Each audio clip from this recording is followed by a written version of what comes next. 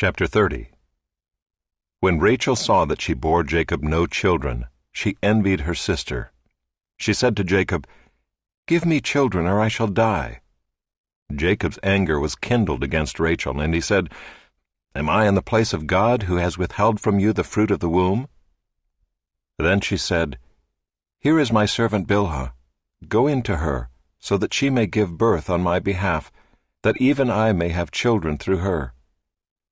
So she gave him her servant Bilhah as a wife, and Jacob went in to her. And Bilhah conceived and bore Jacob a son. Then Rachel said, "God has judged me, and has also heard my voice and given me a son." Therefore she called his name Dan.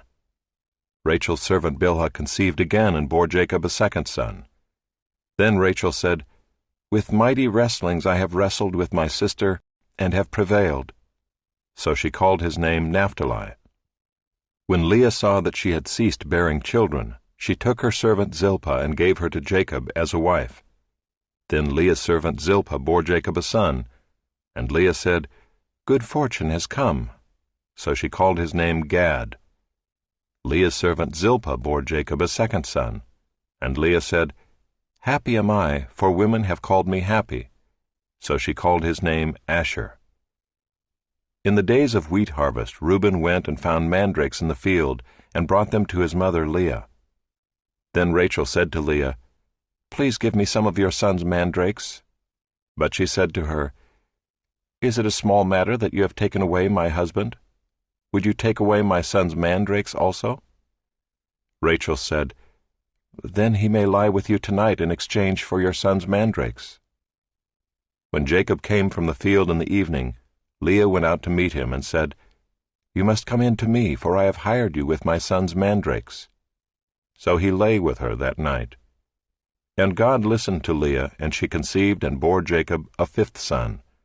Leah said, "God has given me my wages, because I gave my servant to my husband." So she called his name Issachar. And Leah conceived again, and she bore Jacob a sixth son. Then Leah said, "God has endowed me with a good endowment. Now my husband will honor me, because I have borne him 6 sons. So she called his name Zebulun. Afterward she bore a daughter, and called her name Dinah. Then God remembered Rachel, and God listened to her, and opened her womb. She conceived and bore a son, and said, "God has taken away my reproach." And she called his name Joseph, saying, "May the Lord add to me another son." As soon as Rachel had borne Joseph, Jacob said to Laban, "Send me away, that I may go to my own home and country. Give me my wives and my children for whom I have served you, that I may go, for you know the service that I have given you." But Laban said to him, "If I have found favor in your sight, I have learned by divination that the Lord has blessed me because of you. Name your wages, and I will give it." Jacob said to him, "You yourself know how I have served you, and how your livestock has fared with me. For you had little before I came, and it has increased abundantly, and the Lord has blessed you wherever I turned. But now when shall I provide for my own household also?" He said, "What shall I give you?" Jacob said, "You shall not give me anything. If you will do this for me, I will again pasture your flock and keep it. Let me pass through all your flock today, removing from it every speckled and spotted sheep, and every black lamb, and the spotted and speckled among the goats, and they shall be my wages. So my honesty will answer for me later, when you come to look into my wages with you. Every one that is not speckled and spotted among the goats and black among the lambs, if found with me, shall be counted stolen." Laban said, "Good, let it be as you have said." But that day Laban removed the male goats that were striped and spotted, and all the female goats that were speckled and spotted, every one that had white on it, and every lamb that was black, and put them in the charge of his sons. And he set a distance of 3 days' journey between himself and Jacob pastured the rest of Laban's flock. Then Jacob took fresh sticks of poplar and almond and plane trees, and peeled white streaks in them, exposing the white of the sticks. He set the sticks that he had peeled in front of the flocks in the troughs, that is, the watering places, where the flocks came to drink. And since they bred when they came to drink, The flocks bred in front of the sticks, and so the flocks brought forth striped, speckled, and spotted. And Jacob separated the lambs and set the faces of the flocks toward the striped and all the black in the flock of Laban. He put his own droves apart and did not put them with Laban's flock. Whenever the stronger of the flock were breeding, Jacob would lay the sticks in the troughs before the eyes of the flock, that they might breed among the sticks. But for the feebler of the flock, he would not lay them there. So the feebler would be Laban's, and the stronger Jacob's. Thus the man increased greatly and had large flocks, female servants and male servants, and camels and donkeys.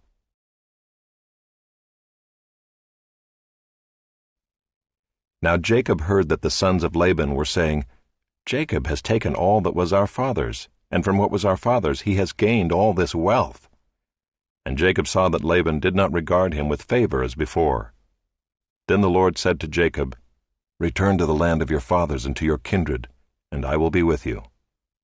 So Jacob sent and called Rachel and Leah into the field where his flock was, and said to them, I see that your father does not regard me with favor as he did before, but the God of my father has been with me. You know that I have served your father with all my strength, yet your father has cheated me and changed my wages 10 times. But God did not permit him to harm me. If he said, The spotted shall be your wages, then all the flock bore spotted.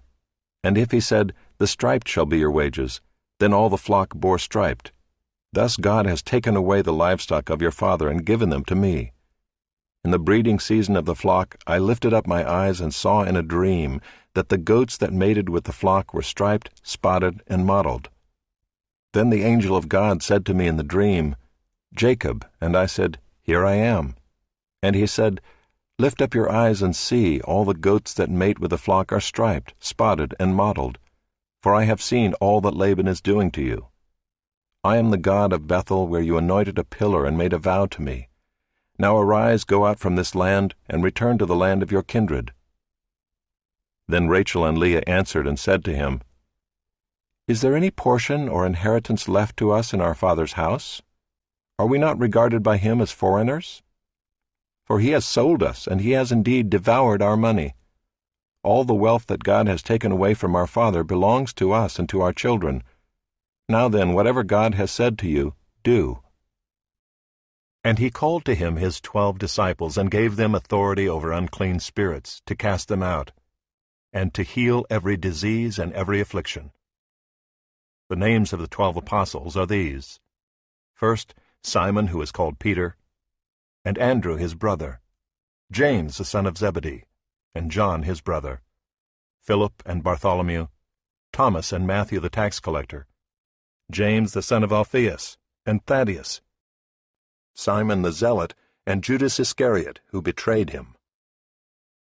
These 12 Jesus sent out, instructing them, Go nowhere among the Gentiles, and enter no town of the Samaritans, but go rather to the lost sheep of the house of Israel, and proclaim as you go, saying, The kingdom of heaven is at hand.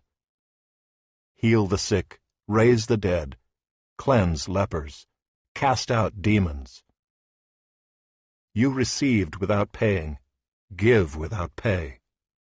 Acquire no gold or silver or copper for your belts, no bag for your journey, or 2 tunics, or sandals, or a staff, for the laborer deserves his food. And whatever town or village you enter, find out who is worthy in it, and stay there until you depart. As you enter the house, greet it. And if the house is worthy, let your peace come upon it. But if it is not worthy, let your peace return to you. And if anyone will not receive you or listen to your words, shake off the dust from your feet when you leave that house or town. Truly I say to you, it will be more bearable on the day of judgment for the land of Sodom and Gomorrah than for that town. Behold, I am sending you out as sheep in the midst of wolves. So be wise as serpents, and innocent as doves. Beware of men, for they will deliver you over to courts and flog you in their synagogues, and you will be dragged before governors and kings for my sake, to bear witness before them and the Gentiles. When they deliver you over, do not be anxious how you are to speak or what you are to say, for what you are to say will be given to you in that hour. For it is not you who speak, but the Spirit of your Father speaking through you.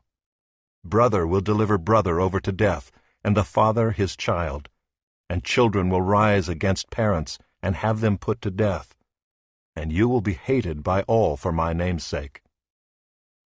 But the one who endures to the end will be saved. When they persecute you in one town, flee to the next. For truly I say to you, you will not have gone through all the towns of Israel before the Son of Man comes. To the choirmaster, according to the Sheminith, a psalm of David. Save, O Lord, for the godly one is gone, for the faithful have vanished from among the children of man.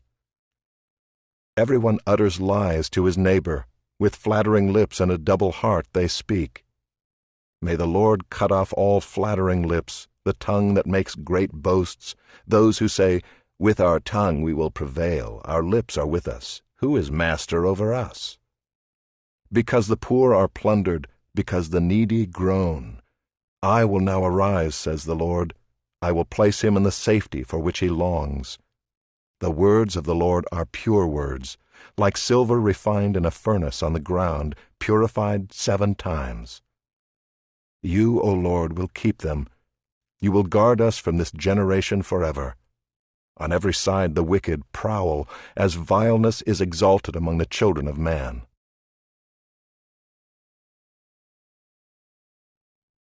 Blessed is the one who finds wisdom, and the one who gets understanding, for the gain from her is better than gain from silver, and her profit better than gold.